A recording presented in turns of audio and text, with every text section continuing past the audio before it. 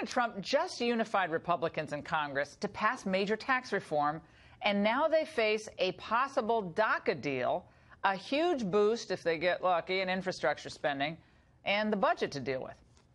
But what impact will the scuffle between Steve Bannon and President Trump have on the president's agenda? To discuss, I'm joined by columnist Ann Coulter in New York, one of the earliest and strongest Trump supporters, and also in New York is National Review editor Rich Lowry, who was less than an enthusiastic supporter at the outset of Donald Trump. Both of you, it's great to have you on. Different perspectives on this, perhaps, but let's start with you, Ann, on this Bannon-Trump feud. Some wild legal implications for both Steve and perhaps the president's team, which I find kind of wild that he might have said these things, given the appetite for Mueller and the Democrats, what they want. But on the issue of the agenda, the Trump agenda, do you see any impact here?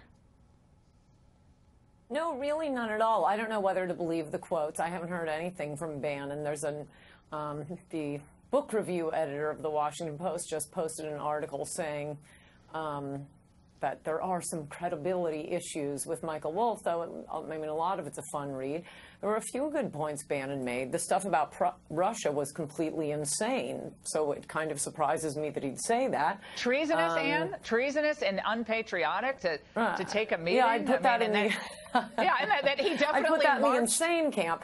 Yeah, but the same camp he marched is... the lawyer up to Trump's office, like... I mean, who knows whether, I doubt that some two-bit lawyer from Russia was taken up to the 26th floor. That just seems, to me, that seems ridiculous. Apparently he wasn't, but he also said, if you want to have a meeting like this, what you do is you send your lawyers to a Marriott in New Hampshire. Well, Hillary did a lot more than that, but yeah, you launder it. It was kind of a stupid meeting. Hillary paid $12 million to the Russians to get dirt on Donald Trump. So, no, the Russia stuff has been boring and stupid to begin with. I don't think it's really going to have any effect, although, I mean, it's clear that the media has no idea why Trump won. I'm starting to wonder if Trump and Bannon have any idea why Trump won. The issues that Trump ran on, and I wish you would always have me on when you're talking about Dreamers or immigration, is immigration, immigration, immigration, trade, and no more wars. The trade deals are easy. The no more wars ought to be easy. Doesn't seem that easy. But it's all about immigration. And I mean, in this last to be fighting about the Alabama election, there was a great member of Congress running in that election. Trump didn't endorse him. Yeah, Bannon was in the White House at the time. But that's not. And I want Rich to get on this because they're not debating immigration. I agree with Ann on the immigration issue. Trump has no. But I'm saying what I'm saying. Oh, sorry, they were debating Alabama. Right. The comments in the Wolff account. Again, we're going to learn more about this, whether it's true or not. I'm sure we'll hear from Bannon at some point. But Rich, on the issue of immigration, look, it's tons of room to argue with any DACA deal or, gosh, should we build the wall, have 10 years of enforcement before we ever entertain a DACA deal? That's a legitimate debate that, people like Ann and myself and Bannon would probably have with some of the Trump folks. But that's not what this was about. Again, this is one excerpt of a book. We don't know what else is in this book. There could be, and I'm sure there's a lot more. But your take on this aspect of it. Well, we have other people who are quoted in the book who are contesting the quotes. So we don't know 100% whether he used this nuclear word of treason, but it is consistent with blind quotes we've seen over the last year where Bannon really hates Jared Kushner and thinks he was doing something untoward with Russia. And look, I obviously had my reservations about Donald Trump, but I do want him to succeed. And I think the fact was, in the White House, Bannon alienated a lot of people. He did spend a lot of time leaking. He got fired for leaking when he called out of the blue a left-wing journalist from the American Prospect. And Alabama was a debacle. And when these allegations came out, and a lot of them were credible, Bannon didn't back off in the least. He proudly continued to support Roy Moore and got Donald Trump involved. And for Donald Trump, winning is very important. And the fact, you look at the last month, Bannon led him into a debacle in Alabama, whereas Mitch McConnell and Paul Ryan, Bannon's nemesis, actually passed a huge part of the Trump agenda. That's the biggest legislative accomplishment so far. And do you find it interesting or perhaps ironic that the establishment is, or frightening, that the establishment is rallying to Donald Trump after this excerpt is released?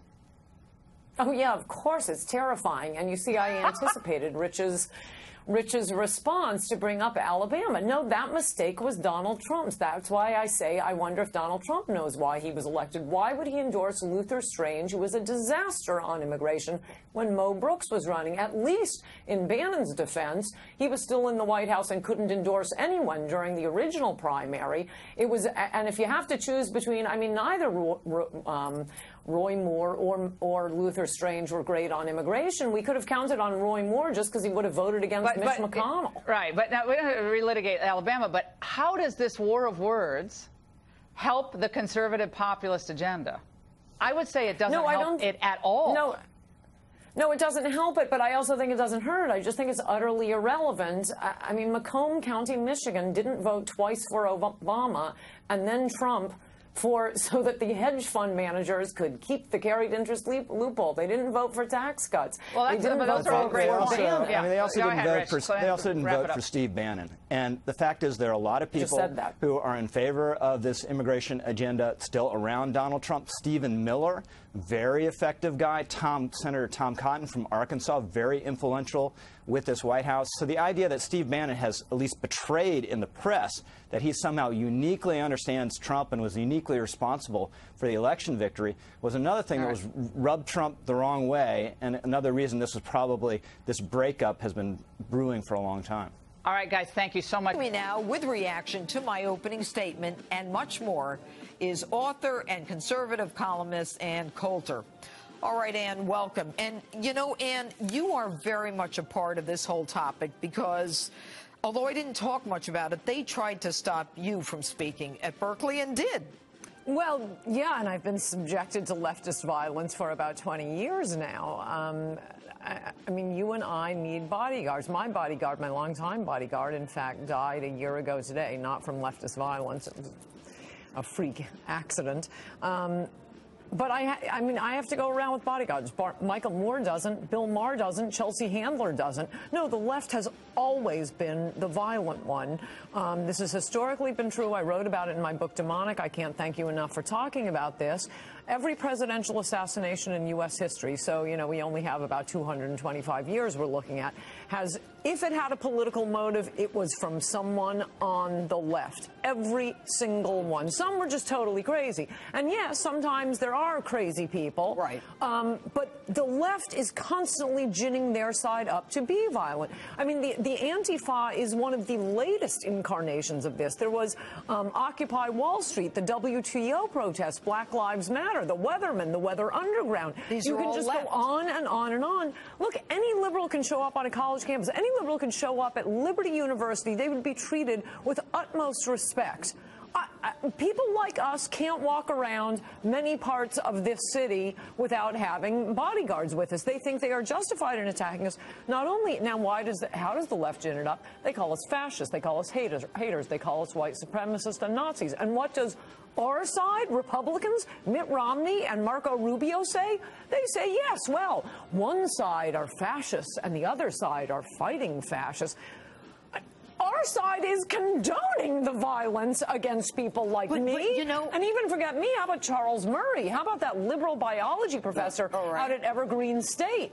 He disagreed with something. He's called a racist, and the police say they won't protect him. Well, let me just remind our viewers that what you're looking at, as I'm talking to Ann Coulter here, is the president's arriving in Vietnam. It's morning there, and there are ceremonies there, I believe, in Hanoi at the palace. But Ann, let's talk about the Tea Party. For years, the Tea Party was blamed as this violent organization. The most I ever heard, as I recall, was that, and it's horrible if it's true, was that there was a racial slur, although I don't know if anything came. Well, they say it's disproved, but I never heard. $100,000 reward that was to go, and nobody was ever violently hurt by someone in the Tea Party because of their and yet right now we still have that echo of the Tea Party being racist. But what is going on in this country? What can we do to make it clear these people can't do this anymore? No,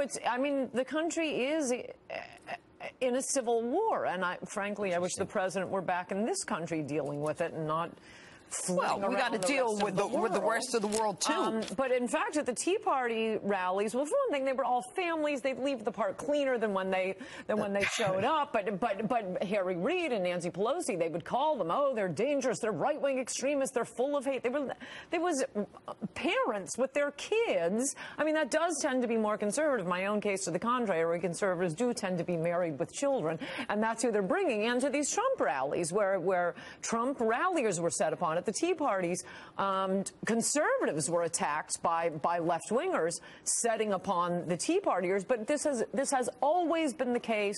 The left is constantly in search of some right-winger someplace engaging in violence. But to the extent it happens, to the extent you can find one someplace, it would be like right now talking about the problem of women sexual predators in Hollywood. Yeah. Maybe you can find one. Maybe you can find one right-winger out there. But that's not what the problem is. Well, let's talk about the fact that there's this liberal outlet that mocked Rand Paul and the vicious beating he took. So irrespective of whether there was a political motivation, we don't know. The feds are investigating it. But some splinter writer argues that the type of injuries Paul suffered, 6 broken ribs, compared to how small his attacker was, means that Paul has weak bones and he needs to drink more milk. How pathetic is that? No, they laugh. I mean, if you or I were hit with a baseball bat, Sarah Palin hit by a baseball bat, they would laugh. It would be funny to them. By the way, this is the second time Rand Paul has been physically attacked by a liberal when he was campaigning the first time. It was a famous incident. That crazy woman ran at him with a sign. He's just like trying to wave to his supporters. I do remember fans, this now. You wonder why we're not that friendly to you. We don't know if they're fans or not. Is running up to him. His fans pull her back. She makes another run for it. They pull her back again, put her on the ground, and say, "Stay down." One guy puts his foot on her shoulder. That became the head stomping incident. Right, but except there was no head stomping. This is the second time Rand Paul has been physically attacked. And by the way, if Rand Paul isn't telling us what the motive was because he's trying to be a magnanimous John McCain type, you better word to the wise. Everybody thinks there's something nefarious going on. Apparently, it's not an affair because the guy I've read that his liberal attacker is divorced. He's divorced. That's good to know. This is not a Rand. good time to be magnanimous. We're dying to know. Let me just, I want to go back to this one thing with Antifa. You know, on the one hand, the police in sanctuary cities, basically they're told to stand down, that not assist their on immigration, their federal law enforcement brothers and sisters in, deporting immigrants and arresting and detaining them. But now what we're seeing is that law enforcement is standing down when violence is occurring. When the police chief or the person in charge of the police says, I don't have a problem with this liberal group. Let's let them do their thing. That's anarchy. No, that happened in Charlottesville quite clearly, and then the police directed the people who had the permit for the rally straight into the hands of the Antifa. I mean, Cheryl. What's her middle name? I forget. Very left-wing reporter for the New York Times, Cheryl Gay Stolberg. That's who it is. She was live. She was tweeting live. She said the left is as violent as the right. By the way, this is not only the second attack on Rand Paul. This is the second Bernie Sanders supporters to kill someone this year. That guy on the train killed. Bernie Sanders supporters killed 2 people on a train earlier this year. All right. In Oregon. Ann Coulter, always good to have you here. And thank you so much.